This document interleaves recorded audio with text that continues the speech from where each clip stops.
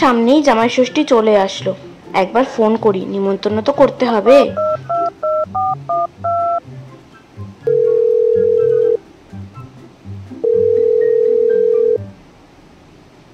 কিরে মা, কেমন আছিস? কেমন চলছে দিনকাল? এই তো মা, ভালো আছি। তুমি কেমন আছো বলো? আমিও ভালো আছি। জামাই ষষ্ঠী তো সামনে, সেজন্যই ভাবলাম একবার ফোন করি। তো জামাই কই?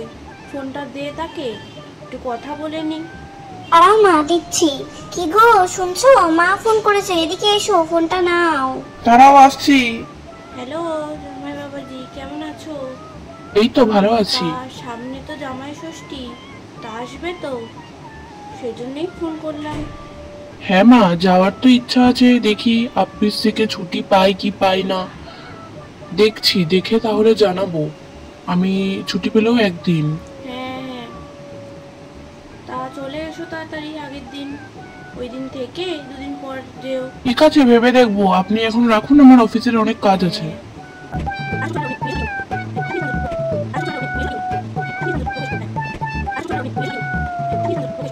2 hours later.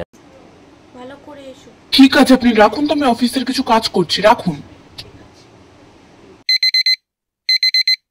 ষষ্ঠীটা চলেই আসলো, এই বছর ফেলতে না ফেলতে গিলে গেল, আমার বেলার দিন চলে আসলো। কি করব, ফোন তো করতেই হবে। প্রথম বছর বিয়ে হয়েছে, ফোন না করে বলবে শাশুড়ি মা খারাপ, কিপটে, সেগুলো তো শুনতে পারি না। না,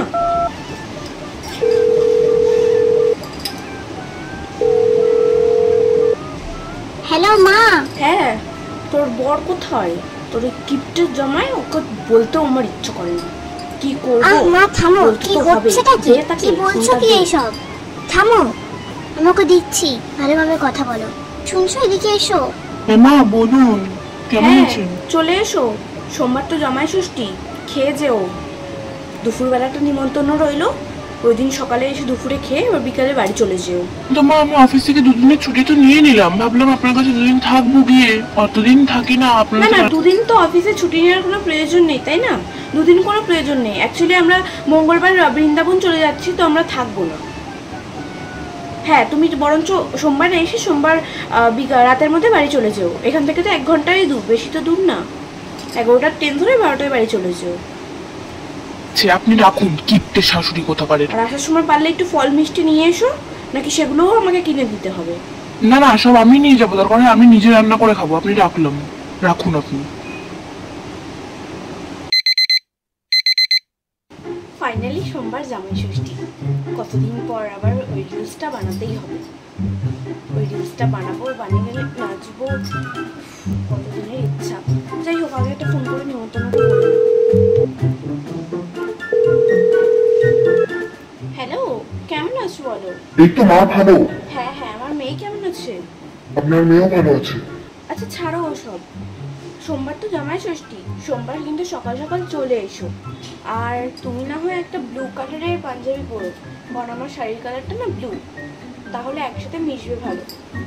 ওকে মামি, নো টেনশন, আমার কাছে ব্লু কালার অলরেডি পাঞ্জাবি রয়েছে, কোনো চিন্তাই করো না। এই জন্যই তো বলি, আমি একদম আমার মনের মতন একজন জামাই পেয়েছি।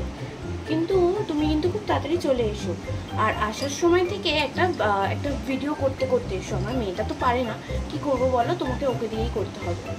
একটু বাইকে করে এসো, দই আনবে, মিষ্টি আনবে, একটু মাছ আনবে, একটু ফলমূল মিষ্টি আনবে, অল্প অল্প এনো, বাট সব এনো, ভিডিওতে তাহলে দেখাতে পারবো আমি। ঠিক আছে, আপনি কোনো চিন্তা করবেন না, আমি ঠিক সকালবেলা চলে যাবো। রাখলাম।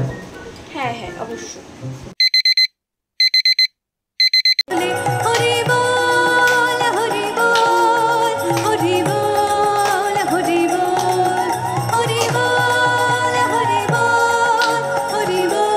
জামাই ষষ্ঠী তো চলেই আসলো, জামাইকে তো একবার ফোনও করতে হয়, দেখি ফোন করে।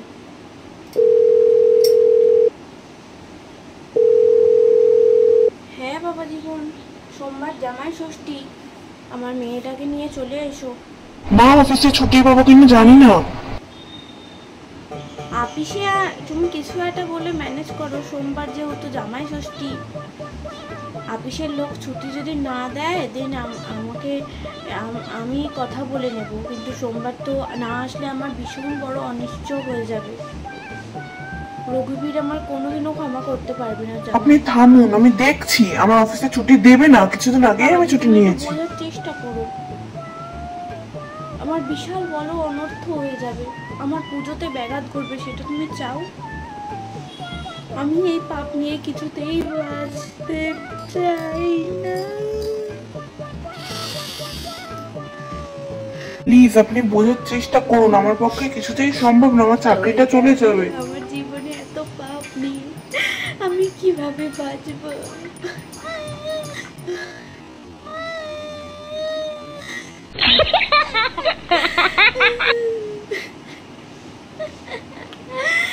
হে কৃষ্ণ, তুমি কিছু করো, আমি কিভাবে এত পাপ নিয়ে তোমার সামনে দাঁড়াবো?